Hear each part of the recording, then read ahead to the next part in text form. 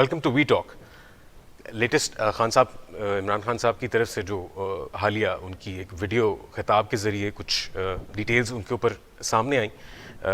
आज से पहले भी, यानी कि एक रोज़ कबल जब खान साहब ने अपनी ये वीडियो लिंक के ज़रिए जो खिताब करते हैं उसमें कुछ ऐसी चीज़ें जो हम समझते थे कि हमें डिस्कस करना चाहिए वो आज इस प्रोग्राम का हिस्सा होंगी। और उसके साथ साथ आज लेटेस्ट उन्होंने एक और ख़िताब किया और उसमें मज़ीद कुछ इंकशाफात और मज़ीद कुछ कोशिश की कि शायद वो जो इम्पोर्टेंस उनको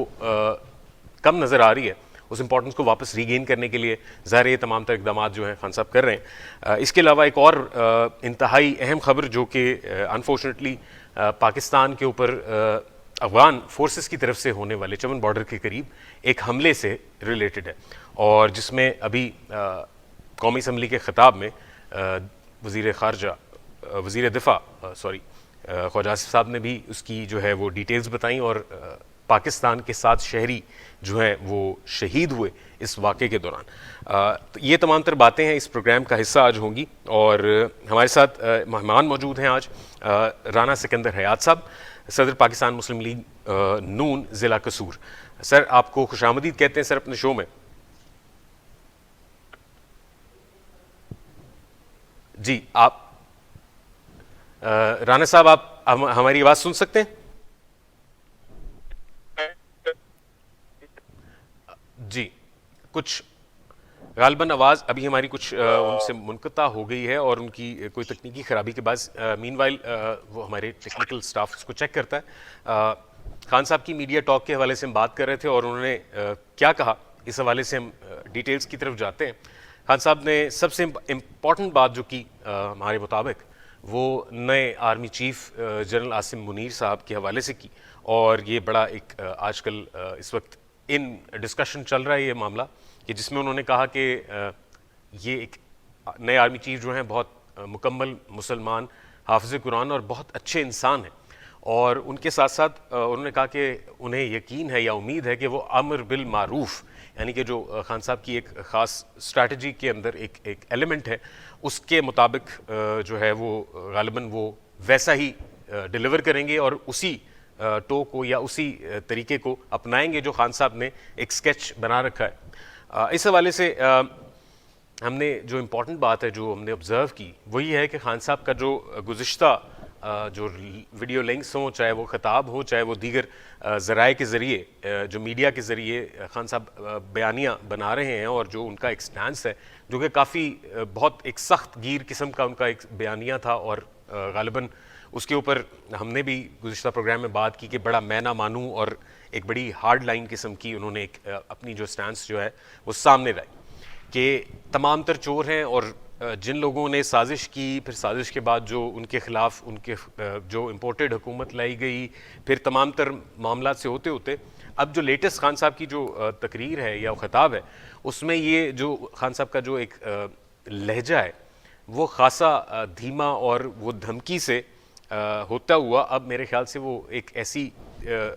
शक्ल इख्तियार कर गया है कि जिसमें धमकी आना या धमकी आमेज़ अलकाब या अल्फाज के इस्तेमाल के बिल्कुल ऑपोजिट अब वो उम्मीद की बात करते हैं, वो एक्सपेक्टेशंस की बात करते हैं, वो बात करते हैं कि गालिबन जो तमाम तर नए लोग हैं उनसे जो उनको एक्सपेक्टेशन है। अच्छा, हमारे साथ राना साहब जो हैं वो वापस उनसे हमारा कनेक्शन हो चुका है। सर, आप हमारी आवाज़ सुन सकते हैं?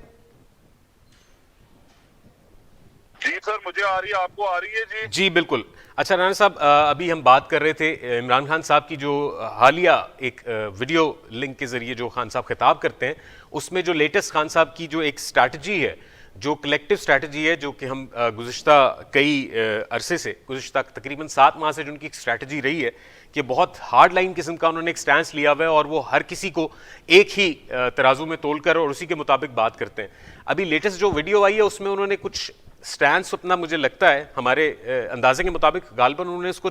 थोड़ा सा बैकफुट पे आए हैं, और अब वो कहते हैं कि जी शायद उम्मीद है और उनसे बहुत एक्सपेक्टेशन है, और नए जो आने वाले जो आ चुके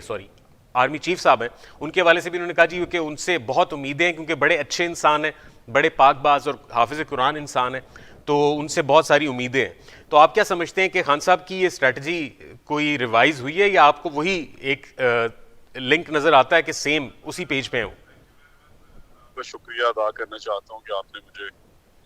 इस काबिल समझा कि मैं इन इम्पोर्टेंट टॉपिक्स पे बात कर सकूं। और दूसरा ये है कि देखें आप इमरान खान साहब, हमारे पास पॉलिटिक्स में नॉर्मली होता ये है कि इमरान खान साहब ये फरमा रहे हैं एक हाफिज कुरान को कि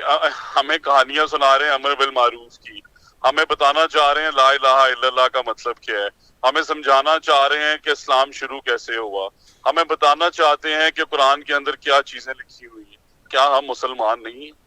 क्या वो जिन्होंने कुरान हिफ्ज किया हुआ है वो इमरान खान से ज्यादा नॉलेज नहीं रखते? मैंने इमरान खान साहब की तकरीर नहीं सुनी है जो आपने कहा है, but overall on based on the tweets and what he said, मैं सिर्फ आपको चंद चीजें बताना चाहता हूँ कि रियासत मदीना की बात की गई रिलीजन को इंगेज करके पॉलिटिक्स में। क्या 4 साल में हमें वो रियासत मदीना मिली? क्या आप समझते हैं कि रियासत मदीना के अंदर, मैं नाउज बिल्ला ये कहता हूँ कि हज़रत मोहम्मद सल्लल्लाहु अलैहि वसल्लम ने अपनी जिंदगी में जो किया वो सुन्नत बन गया, पर क्या कभी उन्होंने झूठ बोला? क्या उन्होंने यू टर्न लिया? क्या उन्होंने मजहब पे सियासत की? क्या उन्होंने लोगों पे इस तरह इल्जामात लगाए? आप ये देखें कि रियासत मदीना से शुरू किया हुआ यह खेल कभी अमर बिल मारूफ बन गया और कभी हकीकी आजादी। मैं सिर्फ ये पूछना चाहता हूँ कि क्या खान साहब ये समझते हैं कि विद रेफरेंस ऑफ रिलीजन अगर वो पॉलिटिक्स को प्ले करेंगे तो अल्लाह ताला उन्हें माफ कर देंगे? क्या वो समझते हैं कि वो सारी दुनिया के कुल अकल खुद ही हैं कि 4 साल पाकिस्तान में उन्होंने गवर्नेंस की, उनकी गवर्नमेंट थी, मुल्क का बुरा हाल कर दिया। आई एम नॉट डिफेंडिंग जो हमारी पार्टी अभी कर रही है, उसमें मेरी भी रिजर्वेशंस हैं, बट प्रॉब्लम ये है कि आप सबको ये चीजें देखनी चाहिए कि वो 4 साल में क्या हुआ। जी ठीक, आपकी पॉइंट वेल टेकन है, लेकिन ठीक है, खान साहब की जो तकरीबन 4 साल की जो दौरे हुकूमत रहा उसमें उनकी कारकर्दगी भी हमारे सामने है, और साथ ही उनका जो बयानिया जो उनके इस दौरे हुकूमत के आखिरी एक टेन्योर है।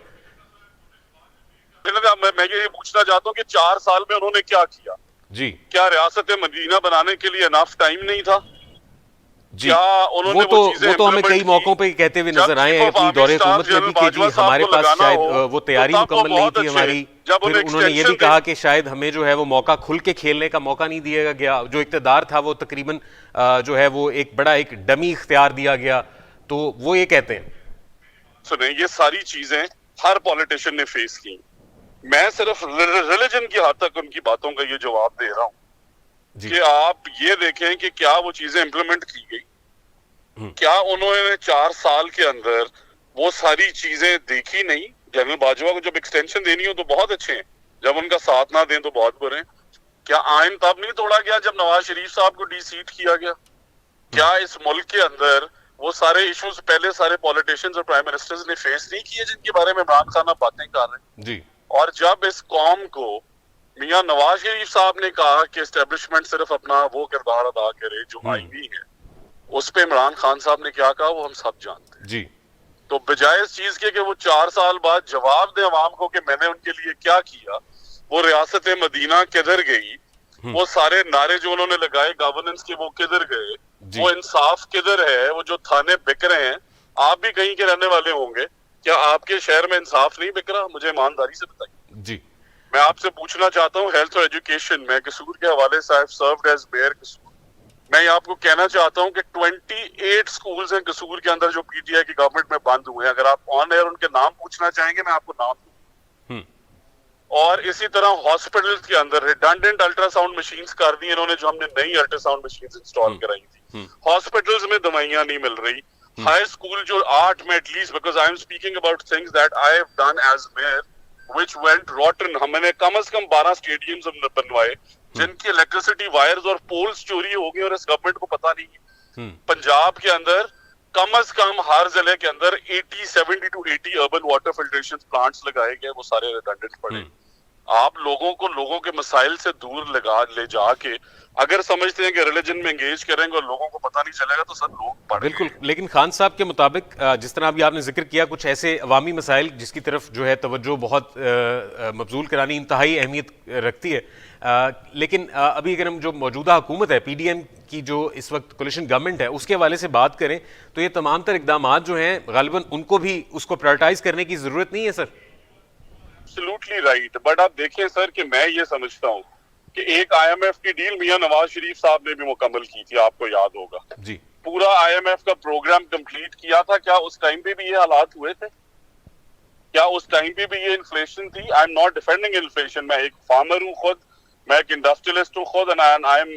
एक्ड by the bills that we get. मेरे घर का बिल भी 3-3 लाख आ रहा है, बट हमें इंटरनेशनल सिनेरियोज को मद्देनजर रखना होगा कि क्या वो जो IMF की डील है जी वो जिस गवर्नमेंट ने पेन की है वो रिस्पॉन्सिबल नहीं थे। आई पर्सनली थिंक कि PDM ने जो किया, ये मेरा अपना पर्सनल ओपिनियन है, उसके अंदर सारे अगर नेशनल लीडरशिप बैठ के कंसेंसस से डिसीजन करती और इस मुल्क की बेहतरी के लिए एस्टेब्लिशमेंट और अदलिया से बैठ के मुज़ाकरात होते तो शायद रिजल्ट काफी बेहतर होता। बट वो भी इसी वजह से किया गया क्योंकि आपको पता है खान साहब के चीफ ऑफ आर्मी स्टाफ लगाना चाहते थे जी। हम सबको पता है कि उनके बैक ऑफ द माइंड क्या गेम प्ले चल रहा था। और अब now that all of those things have ended, अब रियासत मदीना दुनिया को बुला दी है। अब बुला दी है दुनिया को कि हमने रियासत मदीना के अंदर क्या इंसाफ के वादे किए थे, क्या राना सुनालो पे मंशियात की FIR देना इंसाफ के तकाजे पूरे करता है? ठीक, क्या रियासत मदीना में ये किया जाता था? आप कह रहे हैं, आपने सेकंड पॉइंट रेज किया honourable chief of army staff, मैं उनसे उम्मीद करता हूँ, आसिम मनीर साहब से मेरी फैमिली में 3-4 सर्विंग आर्मी ऑफिसर्स गुजरे भी हैं भी। मैं उनसे ये उम्मीद करता हूँ, बट आपने जो बात की कि जब वो DG-IS आए थे, क्या तब वो हाफिज नहीं थे? क्या तब वो काबिल नहीं थे? क्या उनकी ईमानदारी पे कुछ हुकूक शुबहात थे खान साहब को? जी बिल्कुल। बट इस दुनिया में जिसने गोगी के खिलाफ बात की है वो सफर कर रहा है। आई कैन नेम ऑफिसर्स जो अभी तक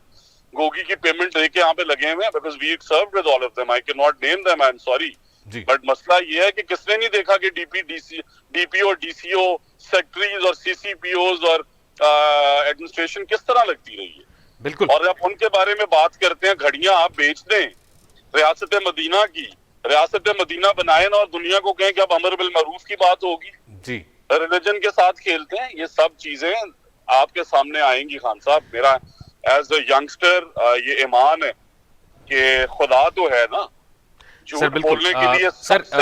एक पॉइंट जो है आपने you have actually raise a point जो कि बड़ा इंपॉर्टेंट है, मैं इसके ऊपर मजीद चाहूंगा कि अगर आप उसके ऊपर बात करें। सर अभी आपने बात की कि जो पाकिस्तान मुस्लिम लीग नून और उनके साथ साथ जो PDM की दीगर जमातें इस वक्त जो हुकूमत में मौजूद हैं, जो जिन वफाक में जो हुकूमत है वो PDM की इत्तेहादी जमातों के साथ, अब उनका जो हम समझते हैं कि जिसमें सबसे बड़ा मसला पाकिस्तान की मईशत के इस्तेहकाम का है, क्योंकि मईशत के साथ जुड़ी वो तमाम तर चीज़ें हैं जहाँ अगर हम बात करें तो पॉलिटिकल स्टेबिलिटी एंड देन जो हमारी इकोनॉमिक स्टेबिलिटी है, दोनों चीज़ें आपस में बड़ी वेल कनेक्टेड और इंटरलिंक्ड हैं। लेकिन इन दोनों मामलात में सर हम देखते हैं कि जो मौजूदा हुकूमत है यहाँ से भी कोई ऐसे कॉन्क्रीट प्लान्स या ऐसी कोई स्ट्रैटेजी सामने नहीं आई अभी तक कि जिसके पेश नज़र आप ये समझें या हम ये समझें, हम ये जानें कि शायद मुस्तकबिल करीब जो है वो बेहतरी की तरफ जाएगा और पाकिस्तान की जो इकोनॉमिक डेवलपमेंट है रिलेटेड टू जो पॉलिटिकल स्टेबिलिटी है वो कहीं पॉसिबल होगी। तो सर आप क्या समझते हैं कि इस वक्त जो अभी फिर बात हो रही है पंजाब की और KP की जो गवर्नमेंट्स हैं, उसके हवाले से भी खान साहब ने जो है वो एक बयान दिया और उसके बाद फिर परवेज़ इलाही साहब और मोनिस इलाही साहब ने कहा जी हम लब्बैक कहते हैं, और ये पॉलिटिकल स्टेबिलिटी तो हमें नज़र नहीं आती अभी कहीं करीब में होगी। अगर ऐसा ये स्टेप ले लिया जाता है कि ये दोनों सूबाई गवर्नमेंट्स हैं इनको तोड़ असम्बलियाँ जो हैं तहलील कर दी जाएँ, तो आप क्या समझते हैं पाकिस्तान मुस्लिम लीग नून के हवाले से क्या फ्यूचर देखते हैं आपके, क्या स्टैंडिंग होगी उनकी? अभी आपने ये बात कर दी, मैं आपको इनके एजेंडे में नंबर 1 जो झूठ का और झूठे इंसाफ का एजेंडा था उनमें लोकल गवर्नमेंट्स थी जी। पर आप ये देखें कि वी वर सर्विंग मेयर्स, दुनिया में कहीं ये नहीं होता कि हाफ में थ्रू आवर टेन्योर हमें 3-3 साल बाद घर भेज दिया गया और उसके बाद हम सुप्रीम कोर्ट गए। किधर गए वो लोकल गवर्नमेंट के इलेक्शंस और वो एम्पावरमेंट जिसके बारे में खान बात करते थे। आपने दूसरा PDM की जमातों के हवाले से बहुत बजा कहा, बट सर क्या मैं आपको 3-6 महीने के लिए प्राइम मिनिस्टर बना दूं और आप दुनिया के अंदर जाके जब पाकिस्तान के अफेयर्स डिस्कस करेंगे तो उन्हें नहीं लगेगा कि we don't know which next government is going to come? जब दुनिया के अंदर, अमेरिका के अंदर इतने बुरे हालात हैं कि इन्फ्लेशन से दुनिया रो रही है, यूरोप चोक हो चुका है, यूक्रेन रशिया वॉर के रिजल्ट साइड इफेक्ट्स हर जगह हैं। आपने देखा कि सऊदी अरेबिया जहां से तेल निकलता है वो हमारे से महंगा तेल बेच रहे हैं। बट ये सारी चीजें फिर भी PDM को मद्देनजर रखनी चाहिए,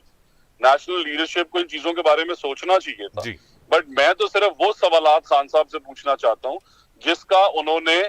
हमारा नौजवानों को, इस मुल्क के पाकिस्तानियों को ख्वाब पिछले इलेक्शन में दिखाया था जी और इस इलेक्शन में उनकी अकाउंटेबिलिटी है। पंजाब में सिर्फ 3 महीने उनकी गवर्नमेंट नहीं थी, वफाक में सिर्फ 1 साल उनकी ये 6-8 महीने गवर्नमेंट डिस्टर्ब हुई है। तो उससे पहले क्या हो रहा था सर? जी वो सारी चीजें किधर थी? आपने बिल्कुल जो जो सर, ये चीजें की है, मैं आपने एब्सोल्युटली दुरुस्त एग्री तरफ विद। इसका हजारों पॉइंट मैं खामियां योर पीडीएम के पॉइंट इज अंदर वेल है टेकन, और लेकिन अवाम सर के बात ये है कि जो गुज़िश्ता हुकूमत है, जो खान साहब की हुकूमत और उसकी जो कारकर्दगी है, उस हवाले से हमारे सामने तमाम तर हकायक भी हैं। और जो पॉलिसी मेकिंग या लेजिस्लेशन की अगर हम बात करें, जो कंड्यूसिव एनवायरनमेंट क्रिएट किया जाता है किसी भी हुकूमत की तरफ से, जो फॉरेन इन्वेस्टर्स या ऐसी डेवलपमेंट की जाए जो कि फॉरेन डेवलपमेंट जो डोनर एजेंसीज हैं उनको आप जो है वो दिखा के मज़ीद किसी किस्म की जो है आप वो उनसे कोई किसी किस्म की डील जो है वो लॉक कर सकते हैं, या वो इमदाद जिसके हवाले से IMF एंड देन दीगर जो डोनर एजेंसीज भी हैं उनके हवाले से अगर बात की जाए, तो पाकिस्तान की मौजूदा सूरत हाल मुआशी लिहाज से अभी भी किसी कदर ऐसी नज़र नहीं आती कि जहाँ पे हमें बहुत कंड्यूसिव एक एनवायरनमेंट मिलेगा फॉर फॉरेन इन्वेस्टमेंट। तो सर उस हवाले से भी plus agree with you, but like I said, जब प्राइम मिनिस्टर और मैंडेट ही 6 महीने का होगा, जी तो international investors will also see ना इंटरनेशनल लीडर्स जी विल आल्सो सी कि हमें वो इस्तेकाम चाहिए, उन्होंने पाकिस्तान में इन्वेस्ट करना है। जी उन्होंने पाकिस्तान की अगली पॉलिसीज को भी तो देखना है ना, which obviously will be the next government. जी बट अगर एक कॉन्स्टिट्यूशनली इलेक्टेड गवर्नमेंट को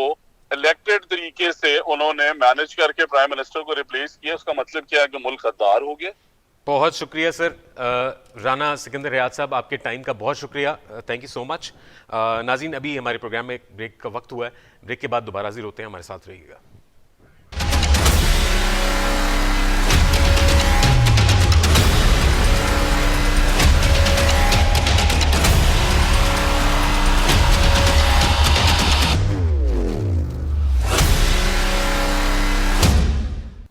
वेलकम बैक।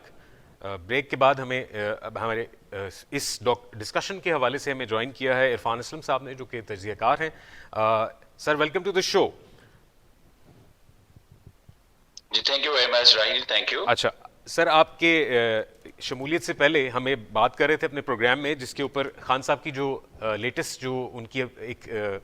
जो वीडियो लिंक के ज़रिए जो खिताब का उनका एक सिलसिला चल रहा है, उसमें लेटेस्ट उन्होंने जो कहा है, उन्होंने बड़ी एक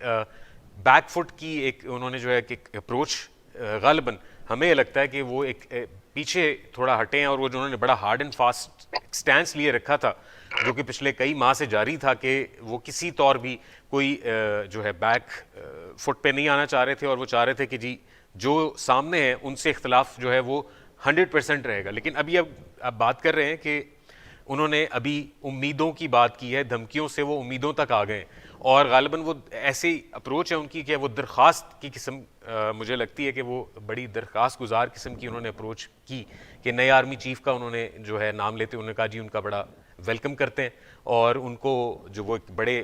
मुकम्मल इंसान और मुसलमान हैं और हाफ़िज़ कुरान है, तो उनसे बड़ी उम्मीदें वाबस्ता हैं। तो साथ ही उन्होंने चौधरी परवेज़ इलाही साहब और पंजाब हुकूमत के हवाले से उन्होंने बात की, और उन्होंने कहा कि उनके जो खदशात हैं वो गालिबन उसको एक्नॉलेज किया उन्होंने, और उन्होंने कहा कि इस वक्त जो असम्बलियाँ अगर तहलील कर दी जाएँ और इस वक्त जो है इलेक्शन की तरफ हम जाएँ, तो गालिबन उन्होंने इशारा किया कि इलेक्शन कमीशनर और चीफ इलेक्शन कमिश्नर जो हैं वो इनके बंदे हैं, और इन बंदों के होते हुए जो साफ और शफाफ इलेक्शंस हैं वो किसी तौर भी पॉसिबल नहीं है। तो आप क्या समझते हैं कि ये जो टोटल स्टैंस का एक जो है वो डिफरेंस क्रिएट किया गया है, आप क्या समझते हैं किस हद तक खान साहब बैकफुट पर नजर आते हैं आपको? देखिए राहिल, मैं समझता हूं कि खान साहब मुकम्मल तौर पे बैकफुट पे हैं, और अगर आप सियासत की बात करते हैं तो मैं ये समझता हूं कि सियासत में कोई चीज हरफ आखिर नहीं होती। इमरान खान साहब अमूमन ये कहा करते थे कि जो बात वो करते हैं वो अटल होती है, लेकिन उस अटल बात के बाद भी उनके यू टर्न मशहूर होते हैं, और वो यू टर्न लेते हैं और वो फिर उसको जस्टिफाई कहते हैं कि यू टर्न लेना तो अजमत की निशानी है और एक सियासतदान को यू टर्न लेना चाहिए। जी। मैं ये समझता हूँ कि खान साहब इस नहज पे पहुंच चुके हैं। मैं खान साहब को इस वक्त जो 2 महीने पहले की सूरत हाल थी उस पे नहीं देखता, मैं देखता हूँ खान साहब को आज के हालात पे, क्योंकि अमूमी तौर पे खान साहब ये बात करते थे कि वो बहुत पॉपुलर हैं और वो फौरी तौर पे इलेक्शन चाहते हैं, लेकिन जब से वो पिंडी से मैं कहूंगा कि नाकाम वापस आए हैं, तब से वो फेस सेविंग के लिए कुछ ऐसी चीजें ढूंढ रहे थे कि जिससे उन्हें सियासी तौर पर जिसमें वो अलाइव रह सके। लेकिन इस वक्त जो सूरत हाल है खान साहब की, वो काफी मैं कहूंगा कि पैथेटिक है। क्या कहना चाहिए कि मुझे अब अपने स्कूल का एक वक्त याद आ गया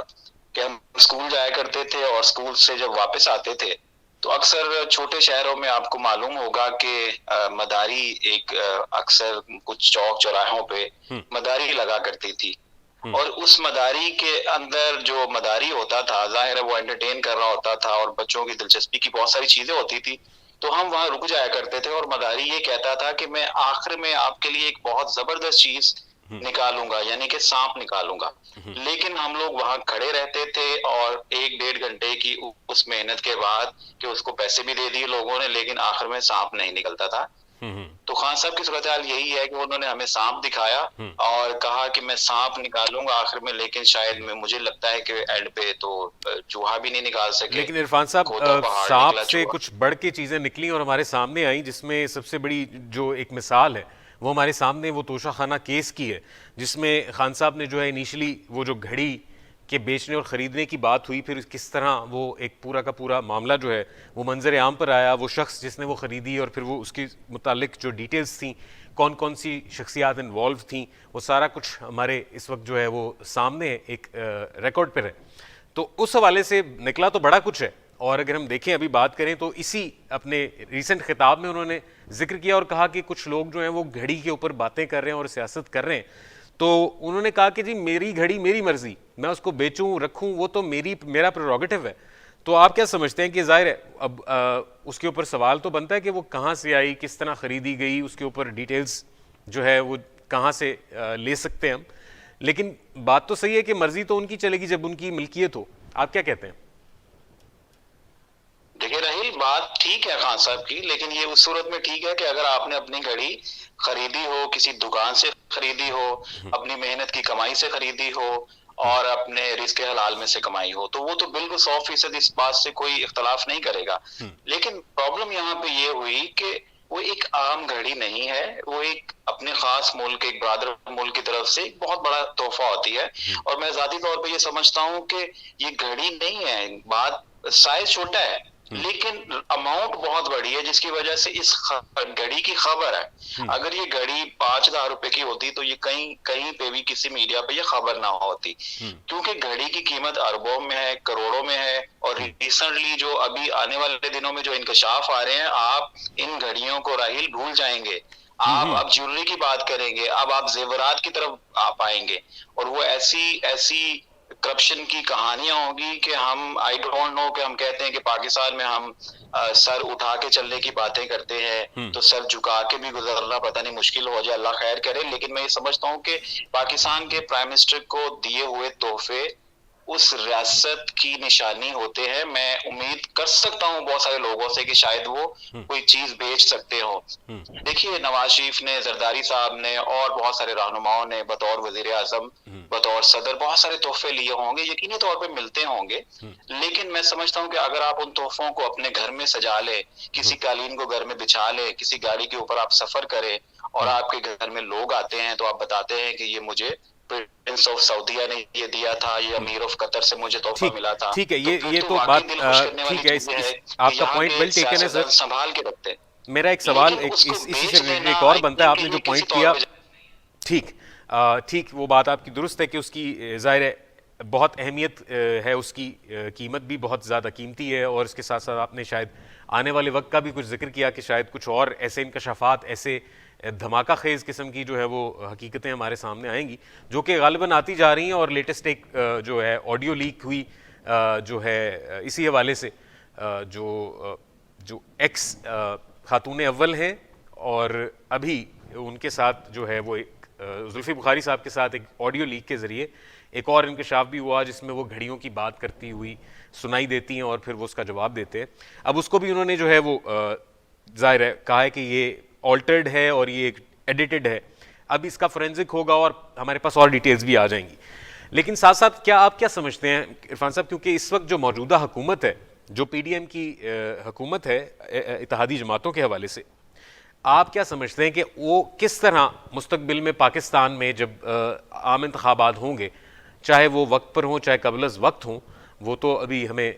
आने वाला वक्त ही बताएगा, आप क्या समझते हैं ये जो कारकर्दगी है, ये 6-7 माह की जो अब तक की कारकर्दगी है, वो किस हद तक कामयाब होंगे जब वो अपने वोटर्स के पास जाएंगे, अपने हलकों में जाएंगे और अपनी कारकर्दगी की बुनियाद पर जो पहले भी वोटर्स उनको वोट देते आए हैं, ख़ास तौर पे शहबाज शरीफ साहब की तो बड़ी एक चर्चा रही है कि वो जब सीएम पंजाब थे तो दीगर सीएम्स भी जो हैं वो चाहे सूबा सिंध हो चाहे सूबा केपी हो, वो मिसालें दिया करते थे। लेकिन अब हमने देखा कि प्राइम मिनिस्टरशिप मिलने के बाद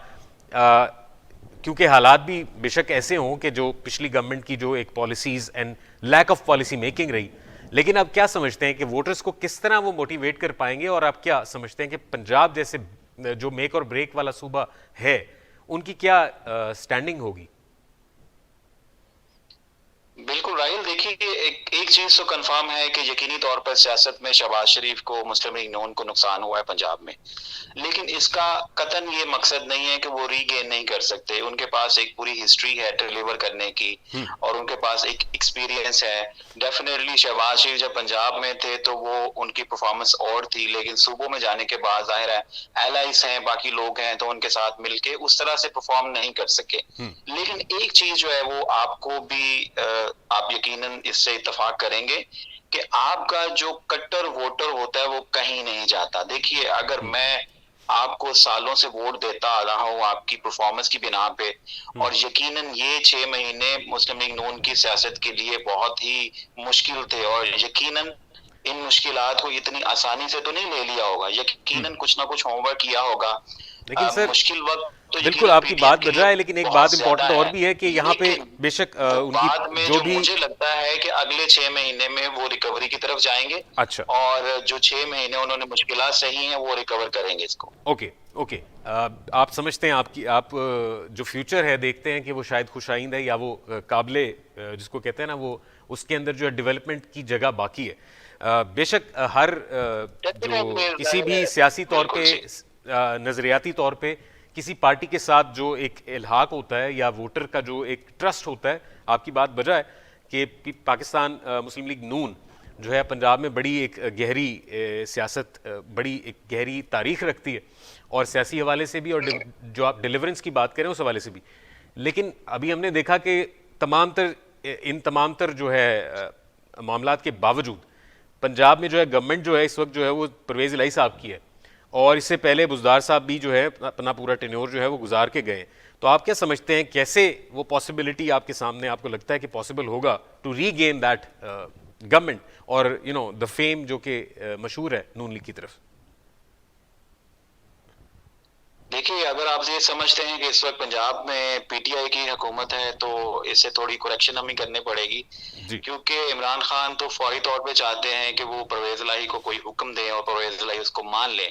लेकिन इस वक्त जो बयानिया चल रहा है वो भी पीडीएम की जमातों के हक में जा रहा है। पंजाब में अगर आप बात करें, इमरान खान को फॉरेन इलेक्शन सूट करता था, वो नहीं उनको मिल सका, उन्होंने एक पूरी कोशिश की, उसके बावजूद नहीं मिल सका। इस वक्त तक भी इमरान खान ये चाहेंगे कि फौरी तौर पे इलेक्शन हो, क्योंकि इस इलेक्शन को वो अपनी जीत समझेंगे, अपने वोट आएंगे कि मैंने इतना जोर लगाया, देखा मैंने इनको कहीं ना कहीं फांस लिया, ये 14 जमातें थी, इनको मैंने मजबूर कर दिया कि ये इलेक्शन करवाएं। लेकिन अभी आपको अगर 2, 4, 6, 8 महीने तक इलेक्शन नजर नहीं आता तो ये पीडीएम की जमातों की स्ट्रेटेजी की मैं कामयाबी समझूंगा कि उन्होंने इतने मुश्किल हालात को फेस करने के बाद, जबकि उनके चारों तरफ पीटीआई के मामला चल रहे थे, इमरान खान बहुत फेम ले रहे थे, जलसे कर रहे थे, सीटें मिल रही थी, लेकिन आपको ये बात भी नहीं भूलनी चाहिए कि जब पंजाब में पीटीआई की हुकूमत थी और थैंक यू इरफान साहब, अनफॉर्चुनेटली हमारे प्रोग्राम का वक्त जो है वो अपने खत्म की तरफ जा रहा है। Thank you so much Irfan साहब, अनफॉर्चुनेटली हमारे प्रोग्राम का वक्त ख़त्म होता है। नाजरीन, अभी हम बात कर रहे थे इस हवाले से खान साहब की जो बात हुई और उसमें पंजाब हुकूमत की जो है हुकूमत साजी या हुकूमत या असम्बलियाँ तहलील करने की भी बात हुई, और हमारे मेहमान कह रहे थे कि गालिबन पीडीएम की जो गवर्नमेंट है और उनकी जो स्ट्रैटेजी है वो बड़ी कारगर साबित होगी। अब इस हवाले से ये भी देखना है कि खान साहब ने अपने लेटेस्ट जो ये तकरीर है उस खिताब में उन्होंने एक्नॉलेजमेंट दी कि जो परवेज़ इलाही साहब हैं वो इस वक्त जो है नहीं चाहते, वो इस चीज़ को थोड़ा सा डिले करना चाहते हैं कि असम्बलियाँ अभी तहलील ना की जाएं, और हम यानी कि खान साहब समझते हैं कि वो दुरुस्त बात कर रहे हैं। ये एक एक्नॉलेजमेंट है जो हमारे सामने वीडियो के ज़रिए खान साहब ने जो है उसको एडमिट किया। अब ये तमाम तर वो हक़ाइक़ हैं जिसके ऊपर हम ये अपने इस प्रोग्राम को यहाँ ख़त्म करते हैं, और ये सोचने की जो एलिमेंट है, एक सोचने का जो पहलू है, वो हम आपके लिए छोड़ते हैं, और आप सोचते भी रहिए और हमारा प्रोग्राम देखते भी रहिए। अगले प्रोग्राम तक के लिए मुझे इजाज़त दीजिए। अल्लाह हाफ़िज़।